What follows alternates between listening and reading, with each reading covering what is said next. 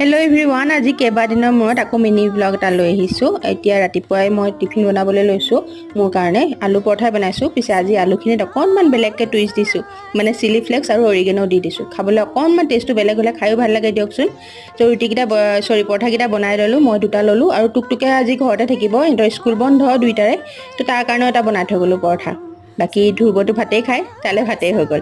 আৰু ৰাতিপুৱা ব্ৰেকফাষ্টৰ কাৰণে ল'লোঁ এটা কেলগছ অ'টছ আৰু মাজতে ড্ৰাই ফ্ৰুটছ কেইটামান লৈ লৈছোঁ, মানে কাজু আৰু কিচমিচ। অ'টছখিনি গৰম গাখীৰ অকণমান দি ল'লোঁ যাতে অকণমান কোমল হৈ যায়। আৰু কেলগছখিনিত নাই দিয়া, কাৰণ কেলগছ বেছি ঘেলঘেলীয়া মাৰিলে মই একেবাৰে বেয়া পাওঁ খাই, আৰু মিঠাটো এতিয়াও এৰিব পৰাই নাই। তাৰ কাৰণে লৈ ল'লোঁ অকণমান গুড়, আৰু টিফিনত আচাৰো লৈ লৈছোঁ লগতে। আৰু এইটো হৈ গ'ল ডিটক্স। আজিকালি এই বস্তুটো যে বিৰাটেই প্ৰয়োজন হয় মোৰ। আৰু এইফালে আমাৰ ধ্ৰুৱ তৰাটোক চাওকচোন, স্কুল বন্ধ বুলি একদম 9টা বজালৈকে পূৰা মাৰিছে। যি হওক, মই ব্ৰেকফাষ্টটো কৰি মেলি খাই বৈ যাবলৈ ওলালোঁ। কাইলৈ আকৌ লগ পাম, বাই।